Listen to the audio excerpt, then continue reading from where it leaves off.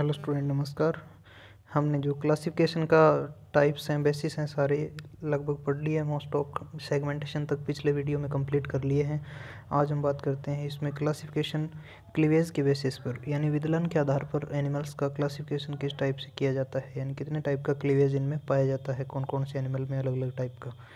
देखिए, योग के अमाउंट के आधार पर विदलन के दो टाइप हैं, यानी जो पित्तक होता है अंडे में, उसके आधार पर क्लीवेज के दो टाइप हैं, जैसे होलोब्लास्टिक क्लीवेज और दूसरा होगा मेरोब्लास्टिक क्लीवेज। होलोब्लास्टिक क्लीवेज कौन सा होगा? जैसे सपोज ये योक है, ये एग है, इसके अंदर यदि क्लीवेज कंप्लीट हो रहा है, यानी इस प्रकार से एक साइड से चल के दूसरी ओर कंप्लीटली जा रहा है, कंप्लीट काट रहा है, होलो यानी कंप्लीट, तो वो होता है होलोब्लास्टिक क्लीवेज। यानी कंप्लीट एग को क्रॉस कर रहा है तो वो होता है होलोब्लास्टिक क्लीवेज। ठीक है, इसके अलग अलग टाइप्स हैं, जैसे 4 टाइप हैं इसके। पहला है स्पाइरल क्लीवेज, जिसमें एनेलिडा और मोलस्का आते हैं, यानी इसके अंदर क्या होता है, स्पाइरल सर्पिल प्रकार का इसमें विदलन होता है। अगला है बाइलेटरल क्लीवेज, यानी जो बाइलेटरल ऑर्गेनिज्म होते हैं उनमें बाइलेटरल क्लीवेज। सिमेट्री के आधार पर ये, वैसे तो ये स्पाइरल क्लीवेज जैसे स्पाइरल सिमेट्री वगैरह है, स्फेरिकल सिमेट्री वाले हैं। उसके बाद बाइलेटरल क्लीवेज, जिसमें बाइलेटरल सिमेट्री पाई जाती है, इसमें आते हैं ट्यूनिकेट्स। अगला है रेडियल क्लीवेज, अरीय विदलन, ये इसमें आते हैं इकाइनोडर्म्स और सिलेंट्रेटा, यानी इकाइनोडर्मेटा और सिलेंट्रेटा में कौन से हैं, रेडियल क्लीवेज आता है। उसके बाद है रोटेशनल क्लीवेज, ये आता है बेसिकली मैमल्स में। तो ये 4 टाइप का इसमें है होलोब्लास्टिक क्लीवेज में, यानी पूरे एग को क्लीव करेगी, जो विदलन खांस या क्लीवेज फिर होती है वो पूरे एग को ट्रांसफ़र करेगी। ठीक है, उसके बाद देखिए सेकंड है मेरोब्लास्टिक क्लीवेज। इसके अंदर क्या होता है कि कंप्लीटली इसको नहीं काटता है। जैसे ये अगर एग है तो इसके अंदर जो क्लीवेज फिर बनेगी वो कैसे बनेगी, या तो हो सकता है इस प्रकार से बन जाए, यानी एक साइड से बन जाए, या फिर हो सकता है केवल सेंटर में बने, या फिर हो सकता है सुपरफिशियली बने, यानी इसके बाहर की ओर यहाँ से काटे इसको, पेरिफेरी की ओर से सुपरफिशियली। ठीक है, तो इस प्रकार कंप्लीट इसको नहीं काटेगी, यानी कि इस प्रकार से जैसे इतना एग है ये, तो इस प्रकार से कंप्लीट एग को ये नहीं काटेगी। इसमें क्या होगा, केवल साइड में, यानी जो होंगे आपके टिलोलेसिथल एम्फीबिया वाले के होंगे, तो इसमें तो टिलोलेसिथल यानी टिलो पार्ट। टिलो पार्ट कौन सा होता है, जो एंड पार्ट होता है, किनारों का भाग होता है, जैसे आपने सुना होगा टिलोमियर। और दूसरा कौन सा होता है, जब सेल डिवीजन आप पढ़ते हैं तो टिलोफेज आती है, जैसे ये सेल है तो टिलोफेज में क्या होता है, क्रोमोसोम टिलो की ओर यानी किनारों की ओर चले जाते हैं, तो ये होती है टिलोफेज। तो अब इसमें देखिए टिलोलेसिथल एम्फीबिया में पाया जाता है, टिलोलेसिथल टाइप का जो क्लीवेज है वो, यानी साइड में एक किनारे की ओर होगा, कंप्लीट नहीं काटेगा क्लीवेज ये एग को। उसके बाद देखिए सेकंड है सुपरफिशियल क्लीवेज, वो किस में होता है, रेप्टाइल और एविज में होता है। सुपरफिशियल यानी पेरीफ्री की ओर होगा। अगला है सेंट्रोलेसिथल, जो इंसेक्ट में होगा, इसमें क्या होगा, योक जो है वो बीच में प्रेजेंट होगा, जैसे ये इंसेक्ट का एग है, सपोज ड्रोसोफिला का ये, अब क्या होगा, बीच में तो इसके, यानी बीच में तो इसके क्या भरा होगा, योक भरा होगा, बीच में तो इसके योक भरा होगा, और साइड में से क्या हो जाएगा, क्लीवेज होगा, यानी बाहर की ओर क्या होगा, क्लीवेज होगा यहाँ पे। ठीक है, वो होता है सेंट्रोलेसिथल। जैसे सेंट्रोलेसिथल एग की बात करें तो किस प्रकार का दिखता है, ये सपोज इंसेक्ट का एग है, अब इसमें कैसे दिखेगा, इस प्रकार से तो एग होता है, और बीच में तो होता है, यहाँ तो होगा बीच में तो इसके योक भरा हुआ। ठीक है, इंसेक्ट के एग में बाहर क्या होगा, यहाँ पे क्लीवेज होगा और एक से ज़्यादा न्यूक्लियस बन जाएंगे, जिसे सिनसीशियम कंडीशन कहते हैं। ठीक है, तो बाहर तो इसमें क्लीवेज होगा तो क्या बने रहेंगे, सेल्स होंगे, ब्लास्टोमियर्स होंगे, और अंदर क्या होगा, योक भरा रहेगा, यहाँ पे जो है वो योक भरा रहेगा अंदर पूरा का पूरा। ठीक है, इस प्रकार से यहाँ योक होता है, बाहर की ओर ब्लास्टोमियर्स सेट रहते हैं, जिसे सिनसीशियम कंडीशन कहा जाता है। उसके बाद देखिए अगला है ब्लास्टोमियर की फैट के आधार पर विदलन 2 प्रकार का होता है, यानी जो ब्लास्टोमियर आपको दिख रहे हैं वो क्या बनाएंगे, ब्लास्टोमियर क्या होते हैं, जैसे ही कोई जाइगोट बनता है तो उसमें सेल्स डिवाइड करती हैं, और एक सेल डिवाइड करके जो दूसरी सेल बनेगी उन्हें अब ब्लास्टोमियर कहते हैं। जैसे ये यदि एग है, अब होगा इसमें क्लीवेज, ये क्लीवेज हुआ, अब जो ये 2 बने हैं ये दोनों क्या हैं, ये और ये ब्लास्टोमियर्स हैं अपने आप में। ठीक है, तो इस प्रकार जो बढ़ने वाली कोशिकाएं होती हैं विदलन के बाद वो ब्लास्टोमियर कहलाती हैं। अब यदि इन बढ़ने वाले ब्लास्टोमियर का फैट, यानी ये सेल है, एग है फर्टिलाइज, इसके अंदर जो बढ़ने वाले ब्लास्टोमियर हैं इनका फैट यदि पहले से डिसाइड है, इनका फैट आगे जाके ये क्या बनाएंगे, पहले से ये डिसाइड है, तब तो उसे कहते हैं डिटर्मिनेट क्लीवेज। सेकंड होता है इनडिटर्मिनेट क्लीवेज। इसमें क्या होता है, जो इससे बनने वाला फैट है, यानी ये जो ब्लास्टोमियर हैं दोनों के दोनों, अब ये क्या बनाएंगे, यदि ये पहले से डिसाइड नहीं है, डिसाइड ये नहीं है कि ये क्या बनाएंगे, ऑर्गन कौन सा बनाएंगे या फिर कौन सा टिश्यू या सेल बनाएंगे, तब इसे कहते हैं इनडिटर्मिनेट, यानी अनिर्धारित। पहले से निर्धारित है तब तो बोलते हैं डिटर्मिनेट, यदि निर्धारित नहीं है तो उसे बोलते हैं इनडिटर्मिनेट क्लीवेज। उसके बाद देखिए गैस्ट्रुलेशन की क्रिया में बनने वाले ब्लास्टोपोर को भी क्लासिफिकेशन का आधार माना जाता है। यानी जब गैस्ट्रुला फॉर्मेशन होता है, जैसे सपोज ये गैस्ट्रुला का फॉर्मेशन हो रहा है, अब इसमें क्या होगा, 3 जर्म लेयर बनती हैं। अब इसमें एक साइड में यानी ब्लास्टोपोर बनेगा, यहाँ पे क्या होगा, ब्लास्टोपोर बनेगा। अब क्या होता है, यदि यहाँ से माउथ का फॉर्मेशन होता है, यहाँ से बनता है माउथ, ठीक है, तब तो इन एनिमल्स को कहते हैं प्रोटोस्टोम एनिमल्स।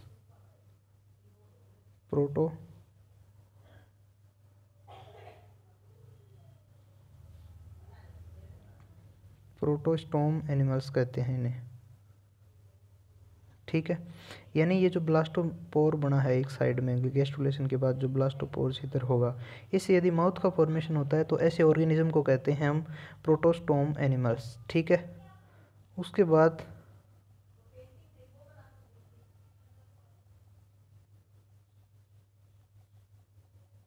यदि इस ब्लास्टोपोर से, इससे यदि एनस का फॉर्मेशन होता है तो उसमें कौन से आते हैं, उस ये जो एनिमल होते हैं एनस बनाने वाले, इनको कहते हैं ड्यूटेरोस्टोम एनिमल। ड्यूटेरोस्टोम एनिमल कहा जाता है इन्हें। यानी ये जो एनिमल अब एनस का फॉर्मेशन कर रहे हैं उन्हें कहते हैं ड्यूटेरोस्टोम। ड्यूटेरोस्टोम में आते हैं इकाइनोडर्मेटा, हेमिकोर्डेटा और कोर्डेटा, यानी हम भी ड्यूटेरोस्टोम एनिमल में आते हैं। तो गैस्ट्रुलेशन प्रोसेस में जो ब्लास्टोपोर होता है साइड का यहाँ पे, वो अगर माउथ बनाता है तब तो कहते हैं प्रोटोस्टोम। उसमें तो एनिलिडा, ऑर्थोपोडा और मोलस्का आते हैं। एनिलिडा, ऑर्थोपोडा और मोलस्का, आम से याद रखें, एनिलिडा, ऑर्थोपोडा और मोलस्का। और यदि एनस का फॉर्मेशन होता है इससे तो इन्हें कहते हैं ड्यूटेरोस्टोम एनिमल्स, ठीक है, ओके। जैसे देखिए ये रहा, यदि इस ब्लास्टोपोर से, यदि यहाँ पे जो ब्लास्टोपोर है ये माउथ का फॉर्मेशन करता है तो इन्हें कहते हैं प्रोटोस्टोम एनिमल। यदि ये एनस बनाता है, ANUS आएगा यहाँ पे, एनस बनाता है तो इसे कहते हैं ड्यूटेरोस्टोम एनिमल्स। आगे देखिए इनका एग्जाम्पल भी लिखा हुआ है। प्रोटोस्टोम में आते हैं मोलस्का, ऑर्थोपोडा और एनिलिडा। उसके बाद इधर ड्यूटेरोस्टोम में आते हैं इकाइनोडर्मेटा, हेमिकोर्डेटा और कोर्डेटा एनिमल्स। ये देखिए प्रोटोस्टोम क्या होते हैं, ये पीछे आया हुआ है क्वेश्चन BSc फर्स्ट ईयर वाले में कि प्रोटोस्टोम एनिमल्स कौन से होते हैं या फिर ड्यूटेरोस्टोम कौन से होते हैं। देखिए प्रोटोस्टोम में गैस्ट्रुला फेज में ब्लास्टोपोर के बंद होने की जगह पर फर्स्ट टाइम अगर माउथ का फॉर्मेशन होता है तो इसे एनिमल को, ऐसे एनिमल को प्रोटोस्टोम एनिमल कहते हैं। जैसे मोलस्का, ऑर्थोपोडा और एनिलिडा आते हैं इसमें। अगला है ड्यूटेरोस्टोम एनिमल। यदि गैस्ट्रुला स्टेज में ब्लास्टोपोर के बंद होने के स्थान पर यदि सर्वप्रथम एनस का फॉर्मेशन होता है तो ऐसे एनिमल्स को ड्यूटेरोस्टोम एनिमल कहते हैं। इसमें आते हैं कौन कौन से, इकाइनोडर्मेटा, हेमिकोर्डेटा और कोर्डेटा। तो देखिए अभी तक हमने क्लासिफिकेशन के जो बेसिस थे सारे के सारे कंप्लीट कर लिए हैं। अब आता है अगला, अब एक एक फाइलम से स्टार्ट करते हैं। यदि हम प्रोटोजोआ पढ़ लेंगे उसके बाद हमारी एक यूनिट कंप्लीट हो जाएगी। उसके बाद आएगी पोरीफेरा, लेंट्रेटा, ऐसे कई अलग अलग यूनिट्स हैं, ये कंप्लीट होती जाएंगी। जब लोअर नॉन कोऑर्डिनेट हो जाएंगे अपने तो एक पेपर कंप्लीट हो जाएगा। उसके यानी एसके हेलमिंथेस तक, निमेटोडा तक। उसके बाद आते हैं एनिलिडा, ऑर्थोपोडा, मोलस्का और इकाइनोडर्मेटा, वो आपके अगले पेपर में हायर नॉन कोऑर्डिनेट कहते हैं इन्हें, उच्च एकशेरुकी। अब देखिए फाइलम प्रोटोजोआ स्टार्ट होता है। क्या खास बात है प्रोटोजोआ की, आपको पता है सबसे लेस डेवलप जो फाइलम है वो प्रोटोजोआ ही है। जैसे देखिए प्रोटोजोआ नेम गोल्डफिश ने दिया, इसमें क्या क्या आता है देखते हैं। अब प्रोटोजोआ नाम जो वो गोल्डफिश ने दिया, पहले तो ये याद रखना है। साइंटिस्ट का नाम जहाँ भी आए आपको अंडरलाइन करना होता है, साइंटिस्ट का नाम जब भी आए तो उसे अंडरलाइन करना होता है। उसके आगे देखिए इसके फीचर्स क्या हैं, यानी हमें क्या करना है, एक एक फाइलम को पढ़ना है, उसके साथ एक एक ऑर्गेनिज्म को लेना है, यानी पूरे फाइलम की जो सामान्य बातें हैं वो पढ़नी है। उसके बाद उस फाइलम का क्लासिफिकेशन क्या है, यानी उसमें कितने सब फाइलम वगैरह हैं, उसके बाद कितनी इसमें क्लास, सब क्लास, ऑर्डर वगैरह हैं, और उसके बाद क्या पढ़ना है, कोई भी एक ऑर्गेनिज्म लेना है, एक या दो ऑर्गेनिज्म प्रत्येक फाइलम के लेने हैं और उसको डिटेल से पढ़ना है हर एक फाइलम की, यही बात है बस। जैसे देखिए फाइलम प्रोटोजोआ हम स्टार्ट करें यदि, तो इसके पहले आते हैं जनरल कैरेक्टर या सामान्य लक्षण। इसमें कौन सा है, फाइलम प्रोटोजोआ में यूनिसेलुलर एक कोशिकीय जीव को रखा गया है। इसके शरीर को और अधिक भागों में नहीं बांटा जा सकता, ठीक है, इसकी बॉडी को आगे डिवाइड नहीं किया जा सकता। इस आधार पर डोबेल नाम के साइंटिस्ट ने इनको एसेलुलर भी कहा। यानी फाइलम प्रोटोजोआ में यूनिसेलुलर या एक कोशिकीय जीव को रखा गया है, इसकी बॉडी को और अधिक भागों में डिवाइड नहीं किया जा सकता। इस आधार पर डोबेल ने इसे एसेलुलर भी कहा। ये जलीय, स्थलीय तथा दोनों प्रकार के वातावरण में पाए जाते हैं। उसके बाद देखिए सिमेट्री के आधार पर ये जीव असममित, सममित प्रकार के होते हैं। सममितीय में ये अरीय, गोलाकार, द्विपार्श्व और पार्श्व समिति के होते हैं। जैसे देखिए सिमेट्री की बात करें तो ये सममित भी हो सकते हैं और असममित भी हो सकते हैं, यानी एसिमेट्रिकल और सिमेट्रिकल दोनों टाइप के ये ऑर्गेनिज्म जो है वो हो सकते हैं। आगे देखिए सिमेट्री में ये अरीय यानी रेडियल, स्फेरिकल, बाइलेटरल आदि सिमेट्री के हो सकते हैं, यानी किसी भी प्रकार की सिमेट्री इन एनिमल्स के में पाई जा सकती है प्रोटोजोआ के ऑर्गेनिज्म में। आगे देखिए आकृति में ये गोलाकार, चप्पलनुमा, यानी जैसे आपको पता होगा स्लीपर एनिमल जो है वो चप्पलनुमा, पैरामीशियम, घंटीनुमा आदि होते हैं, ठीक है। तो समिति इसमें किस प्रकार की पाई जा सकती है, ये हो सकता है असममित हो सकता है सम्मित हो। सम्मित अगर हैं तो अरीय, गोलाकार और द्विपार्श्व तीनों प्रकार की समितियाँ इसमें पाई जा सकती हैं। आगे देखिए अधिकांश प्रोटोजोन्स की बॉडी के ऊपर आवरण या कवच नहीं पाया जाता है, परंतु कुछ प्रोटोजोआ जैसे पैरामीशियम पर पेलिकल, कुछ प्रोटोजोन जैसे पैरामीशियम पर पेलिकल का आवरण पाया जाता है तथा रेडियोलेरियन पर, जैसे देखिए प्रोटोजोआ के कुछ एनिमल जैसे पैरामीशियम पर तो पेलिकल का आवरण पाया जाता है तथा रेडियोलेरियन की बॉडी पर कैल्शियम कार्बोनेट का आवरण पाया जाता है या कवरिंग पाई जाती है।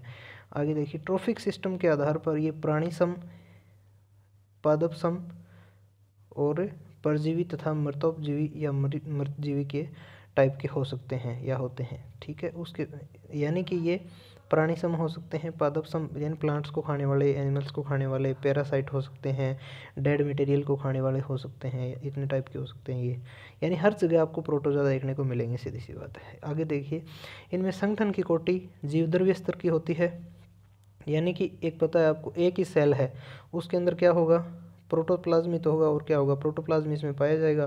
तो जीवद्रव्य स्तर की इनमें क्या होगी, कोटि होगी। दूसरी कोई सेल, अलग सेल है नहीं, एक ही सेल है, तो प्रोटोजोआ जो है वो प्रोटोप्लाज्म लेवल का इसमें ऑर्गेनाइजेशन पाया जाता है।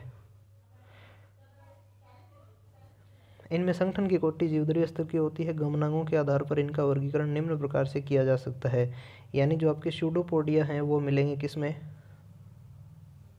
स्यूडोपोडिया मिलेंगे आपको अमीबा में, ठीक है। उसके बाद सीलिया मिलेंगे। स्यूडोपोडिया क्या होते हैं, ये जैसे अमीबा है इस प्रकार से कोई भी एक फिक्स आकृति नहीं होती। ये जो दिख रहे हैं आपको चलने वाले जैसे साइड में निकले हुए बाहर लाइक स्ट्रक्चर है जो, वही क्या है अमीबा के स्यूडोपोडिया हैं, ठीक है। उसके बाद देखिए कि जो सीलिया हैं आपके वो मिलेंगे पैरामीशियम में, यानी पैरामीशियम क्या होता है, एक चप्पलनुमा आकृति का ऑर्गेनिज्म है। इसके अंदर क्या होता है, सीलिया मिलते हैं आपको बाहर लगे हुए, इसके बाहर लगे हुए कई सारे सीलिया पाए जाते हैं, ठीक है, छोटे छोटे। तो ये होते हैं पैरामीशियम में पाए जाते हैं। आपको याद रखना है कि स्यूडोपोडिया किस में है, तो अमीबा में है, स्यूडोपोडिया अमीबा में है। उसके बाद सीलिया है पैरामीशियम में। उसके बाद आते हैं फ्लेजिला, फ्लेजिला है यूग्लिना में।